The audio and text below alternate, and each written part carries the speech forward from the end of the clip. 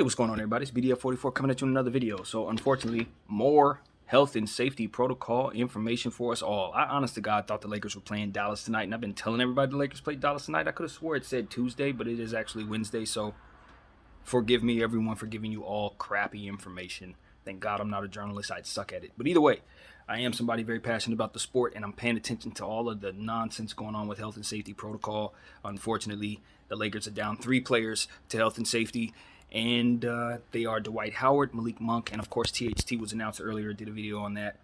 My frustration with this knows no end. I'm sure the rest of the league's frustration with this knows no end.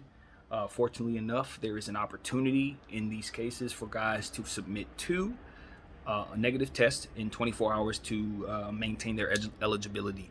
LeBron was able to do it, but not so many others were able to pull that off. So it's not looking good for us to keeping those guys in the very, very short term. They're going to have to be out, I'd imagine, for more than a game or 2, 3, 4. It can drag all the way out to 10. We saw this go on with Joel Embiid, where he seemed to be out for almost 3 weeks with this crap. So my frustration is getting to a boiling point, to be honest with you, because my thing is, we have been living with COVID for 2 years. The NBA has managed it so very well, but COVID is something we're going to have to understand is still going to be a part of the situation.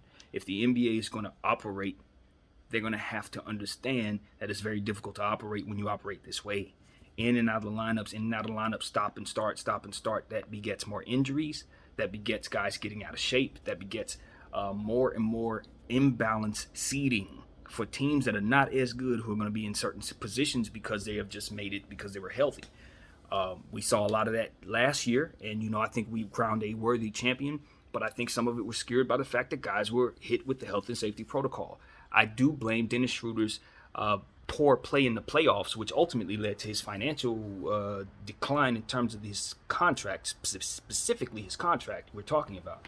But what I'm saying is, in defense of him, a lot of what happened there was him going out for his health and safety protocol for about 6 games and coming back to a situation where he was not in the same shape, and that the team had changed so that his duties had changed. He now had more of a role defensively because LeBron James had been missing games. We had missed, some other guys had been missing games as well. We had a new center that we were trying to work into the equation in Andre Drummond, and he was trying to adjust to that as well. There was a lot of different things that Dennis Schroeder had to ultimately work into his equation in coming back from health and safety protocol, which led to him playing very poorly for us in the playoffs, which ultimately led to him not getting the contract that he was hoping to get. Now, a lot of his situation had to do with how he handled it and all of his representation and all of that. But I will say, I believe he would have gotten a much better situation for himself this season if he wouldn't have faced health and safety protocol that thus threw him off his rhythm and ultimately made him look bad in the playoffs.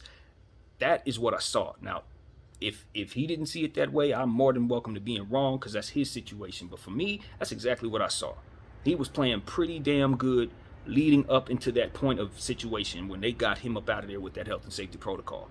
I don't know if he tested positive for COVID. I don't know that anybody who's going in this health and safety protocol is testing for COVID. What I understand about health and safety protocol is that they are randomly pulling players out of the lineup, testing them for COVID, and if they get a false positive or not able to prove that it's been a false positive, then they're out. That doesn't necessarily mean they have COVID. It doesn't necessarily mean anything other than that. And mind you, most of these players, if not all of these players, are vaccinated. So this is starting to become a situation where my frustration is not just with the NBA, it's with the entire situation itself. And most importantly, with the demands upon us to comply with certain things that do not actually work. Now, if my understanding of the vaccination and how it's supposed to function isn't clear, then please forgive me. But to my knowledge, this is supposed to be at least deterring this situation or keeping it down.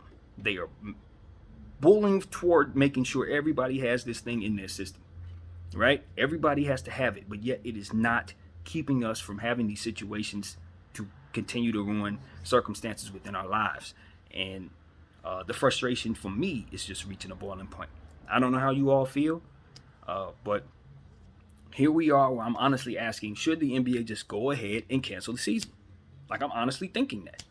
We're missing 9 players from that team. You got 5 players from this team. You got key players from that team and that team and that team. It's like, what are we doing? What are we doing? Are we trying to play ball or not? So that's where BDF is with that. I'm tired of this. I'm tired of COVID entirely. Of course, I'm sorry for all who are faced with it. You know what I mean?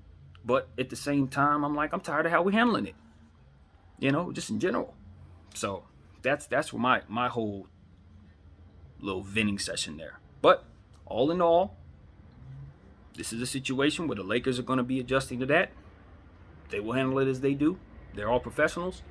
I'm sure they have much more resolve in regards to the situation and patience in regards to the situation than most of us fans.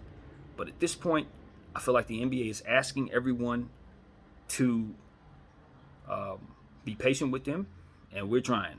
We're very much trying.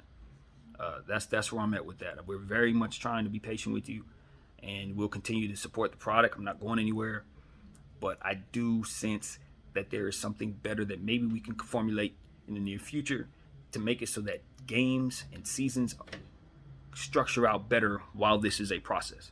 I don't know what that answer is. I'm not necessarily in a position to even be a part of a think tank that can put together a solution for that, but I do know that this is not necessarily working. It doesn't put the best product on the floor. It doesn't allow the players the best opportunity to stay healthy from a physical standpoint, running around when they're going in and out of the lineup, and ultimately it leaves for less cohesiveness with these teams, and those things have trickling down effects on other people's positions and jobs. Guys don't play well, guys get fired. Teams don't play well, GMs get fired. Those type of things are performance-based, right? Now, if they're performance-based, whether guys get contracts, different stuff is relying upon whether or not they get to certain places in the playoffs and things of that nature, seeding. If all of this is performance-based, and this is affecting the performance, shouldn't there be some adjustment? And so that's not my business, but it is something that my mind does formulate, and so with my voice, I use it. Either way, I'm a frustrated fan, so it is what it is. I thank you guys for watching. My name is BDF44, and I'm out.